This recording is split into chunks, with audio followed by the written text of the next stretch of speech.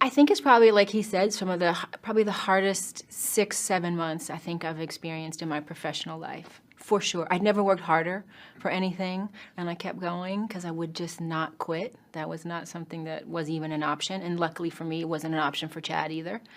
So I got through that, and I learned judo, jiu-jitsu, gun fu, hand-foot combat, things that just not only are they needed for this movie, but they will serve me in life. And that was another reason, you know, for being there. And now I think I have the bug, like I just want to keep going and going and going and going. I think she is someone who, like John, has done the same job that he's done. She's been revered that way. We find her, she's now sort of not in the game anymore like she used to be. She's been promoted to a higher level, and she's sitting, you know, a bit above it all in some ways as well. But because of John, she gets lured back into the game because of those coins. When you get a coin, when you get the call, you have to answer. It's their code of ethics. And so she has to do the very thing she doesn't really want to get, you know, back involved with.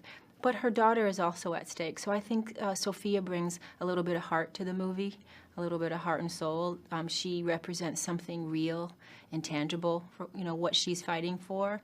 I think sometimes with the rest of the movies, you don't know who all the people are and you're not sure what they're fighting for. It's all so secret and it's so mysterious, and it's like an opera in many ways. But Sophia comes in, and I think she's a bit grounding, because I think you really do see her as real, and you do see that she's fighting for something that she cares about.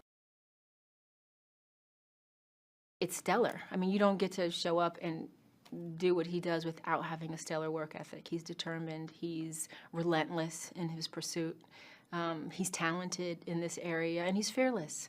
He will try and do anything, and he won't stop until he gets it right. These dogs, I became like their dog trainer with the trainers. I would spend 4 days a week out there with the dogs, 2, 3 hours a day, and I would just go through the drills with them just like the trainers. As the trainers were learning who they were, I was learning who they were. As they were putting them through drills and teaching them, I was doing the same thing. So that at the end of the day, I could command them just like the trainers could command them. And it was a real relationship that was built, and there were 5 of them. 5 different dogs that, you know, played different. 2 in the movie, but it took 5 dogs to play 2 guys. And it was a relationship, and a really lovely one. I'm an animal person. I have 2 dogs myself, so that was the sweetest part of my day, to go and hang out with the dogs.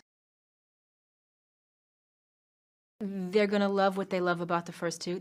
It's action, action, all action. You're going to see some new things that they've never seen before.